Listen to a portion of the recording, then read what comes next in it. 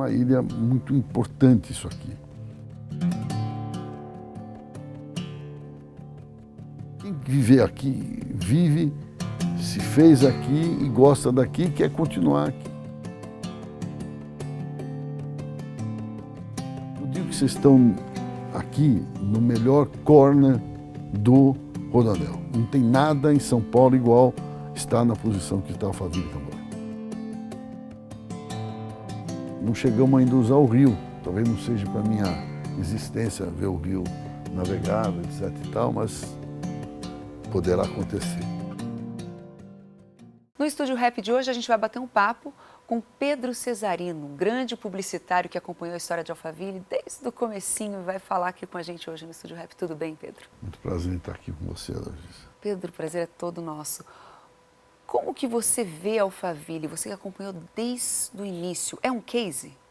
Não, é um case, não diria nacional, eu diria um case mundial, né? Realmente essa região toda é única. É um exemplo e uma história. Se você for contar desenvolvimentos urbanos no mundo, Alphaville, vamos falar daqui, fora o que foi feito fora daqui, né? Alphaville é uma marca que está aqui, mas também está no Brasil inteiro, né? É um case total. A gente teve a oportunidade de conhecer uma série de desenvolvimentos urbanos no mundo e comparar, entender como eles nasceram e como aqui as coisas aconteceram. Você acompanha Alphaville desde o comecinho, você promove, né, Alphaville desde o começo e tem uma relação muito estreita. Eu queria entender um pouquinho dessa sua relação hoje e como foi desde o início, na verdade. Eu já conhecia, na verdade, Alphaville tem 42 anos, se não me falha a memória. Eu conhecia de vir aqui em eventos, casamentos aqui na Gruta, festas conhecidos da gente que tiveram no Clube Alphaville aqui. Então eu já tinha uma relação de social, não muito intensa, mas vinha aqui, achava muito interessante a igreja ali e tudo mais. E sempre foi uma coisa curiosa, tá? Quando foi em 1986, eu fui apresentado por um amigo comum, o diretor-presidente do Estadão, Francisco Mesquita Neto, é muito amigo do Arthur Castilho, da família, e do Fábio Penteado. E ele me apresentou, como publicitário, me apresentou ao pai e o filho. Foi aí que eu comecei a ter um contato mais intenso aqui. Tá? Então eu vim aqui, conheci, já trabalhando, ele estava vendendo o Tamboré 1, tá? E a gente esteve aqui para conhecer e, de alguma maneira, desenvolver e comunicar de forma mais intensa. Ele tinha... A situação aqui é muito interessante, porque você tem, de um lado, Alphaville, vamos chamar, na avenida aqui na Estilo Tacaoca, do lado esquerdo, tudo Alphaville, e do lado direito, só para separar fácil, as áreas de Tamboré. E a gente sabia que ele tinha uma área muito grande a desenvolver e começamos pelo Tamboré 1. Ele, além do Tamboré 1, ele já tinha feito o Centro Empresarial Tamboré. Tá? Então conhecemos ele e cá estivemos para propor uma comunicação mais forte, até porque a Alphaville já era um sucesso de vendas. Toda vez que a construtora Buquerque Tacota lançava um loteamento, vamos chamar assim, vendia-se muito rapidamente. Mas a gente sentiu, quando começou a trabalhar com o Fábio e com o Arthur, que nós precisávamos também anunciar em São Paulo, aparecer em São Paulo. Porque era uma ilha muito importante isso aqui. Por que motivo, Larissa? É uma coisa muito simples, né?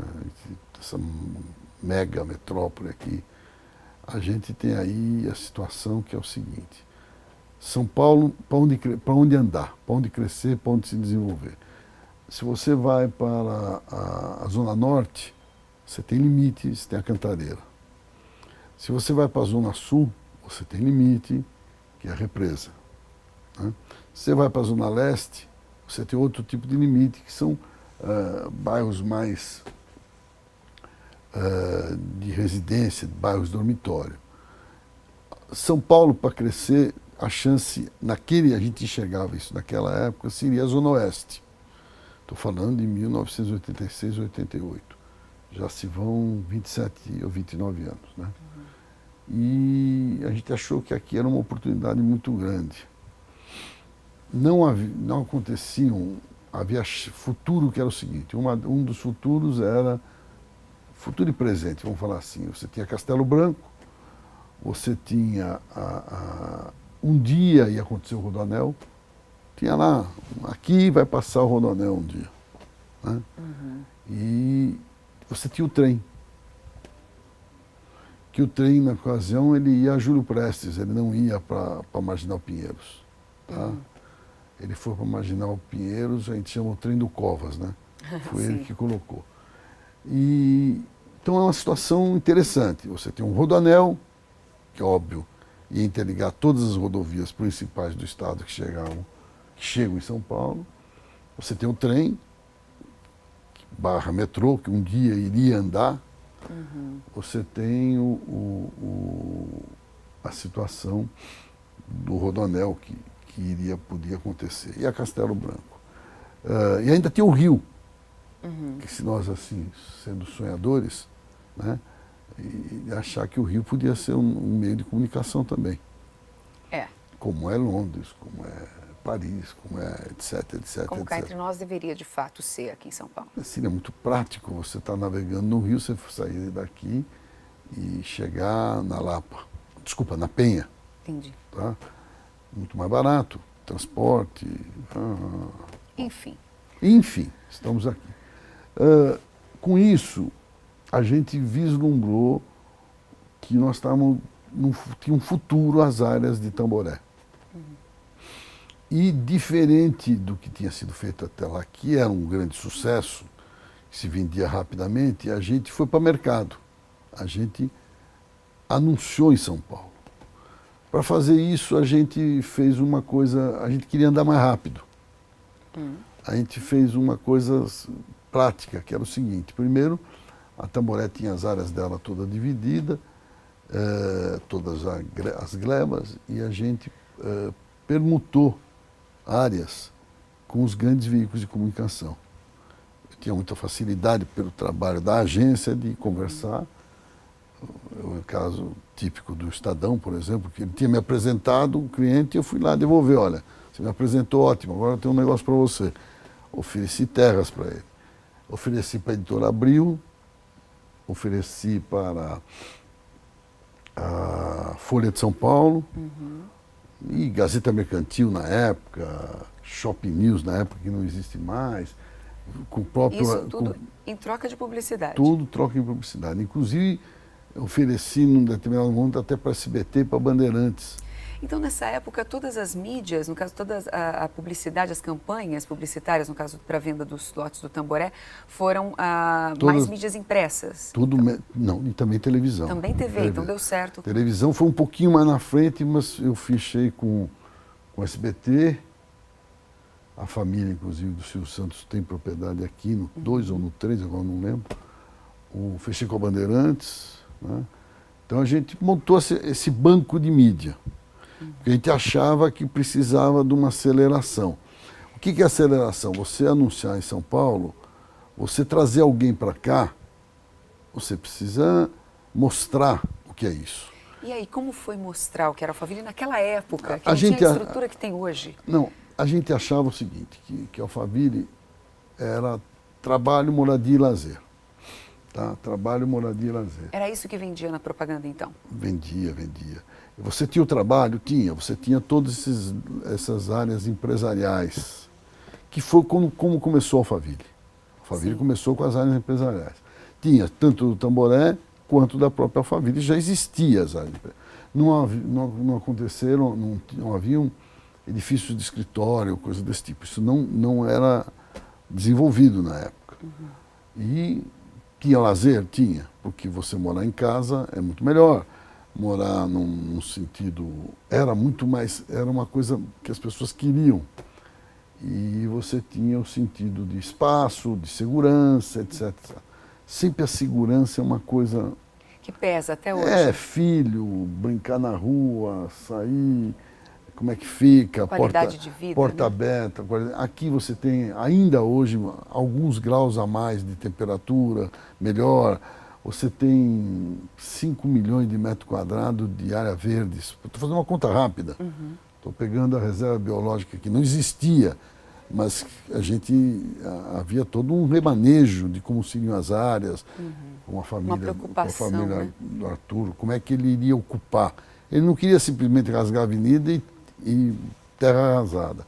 Ele acabou cedendo áreas que foram as áreas da reserva biológica, que tem 3 milhões e meio de metro quadrado, ou seja, 2,5 vezes Ibirapuera.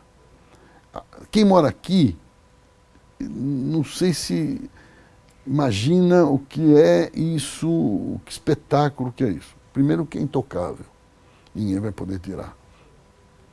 Uma coisa absolutamente nativa, tá? E você tem ainda mais 1,5 milhão de metro quadrado, que é o Parque do Tietê aqui. Sim. Que é um negócio também muito importante. Você tem as reservas de Barueri, das duas margens do rio. Quer dizer, há muita qualidade de vida aqui inserida. Agora, o que instiga tanto, né, como você falou, isso no final da década de 80, a forma de vender a região era totalmente diferente. A publicidade que era feita em cima tinha essa questão da segurança, que é algo pelo visto em comum hoje, que é importante ressaltar, mas antes tinham outras questões, outras fórmulas para se vender a região. Quais as principais diferenças de ontem e de hoje? Porque você continua nativa? Olha, diferenças é o seguinte, Alphaville, é boa a tua pergunta, tem todo sentido. Alphaville virou um centro de trabalho importantíssimo. Então, números, me perdoem quem sabe os números totalmente certos, eu sei, mas estou falando de memória, né? Eu tenho eles, mas estou falando de memória. Você tem cerca de 50 mil pessoas residindo aqui, Alphaville e Tamboré. 50 mil pessoas. Você tem 250 mil pessoas que vêm aqui todo dia. É desequilibrante. Moram apenas 50 mil, 250 mil vêm trabalhando. Isso era totalmente impensável naquela época. Nem a gente imaginava que chegaria a isso. E você tem, talvez, em Santana e Barueri, somado 350 mil habitantes. Estou pegando, abrindo, né? Então, o que a gente achava, né, naquela época, estou voltando, que a conjugação do trem, da rodovia, mesmo com as pistas que eram menos pistas, óbvio. Um dia o Rodoanel e mais o Rio, a gente tinha um negócio uma coisa muito importante. E já o que estava instalado, que já havia o Alphaville 1, o Centro Empresarial do Alphaville e o Centro Empresarial do Tamboré. Já havia o Alphaville 1, o 2, o 3, o 4. Já havia uma situação. O Centro Empresarial aqui. Tem uma série de coisas interessantes, né? Então a gente acreditou demais nisso. Falou, nós temos uma coisa importante para desenvolver. Tem uma vida pela frente. Então, na verdade, vendia-se a expectativa de uma vida cada vez melhor. Agora, e hoje? Expectativa e realidade, né? Não, claro. Porque já tinha coisa muito boa que tinha sido feito. O clube de Alphaville, uma série de coisas que os empreendedores foram cuidando com muito carinho.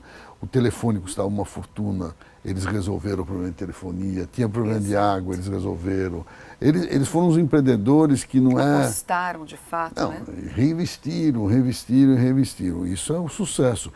Quando uma região tem dono, a gente costuma falar assim, quando a região tem dono, com todas as dificuldades do nosso país, ela anda diferente. E aqui tem dono. Tem dono pelos empreendedores e tem dono pelos moradores, que são as associações. Que, de certa forma, meio que balizam o andamento e o futuro da cidade. Quer dizer, cuida da segurança, é o primeiro caminhão de bombeiro que não tinha, é isso e aquilo, etc, etc. A coisa vai andando. Isso faz diferença. Você tem muito mais segurança aqui do que você tem segurança em São Paulo. Naquela época já incomodava. Imagine nos dias de hoje, né?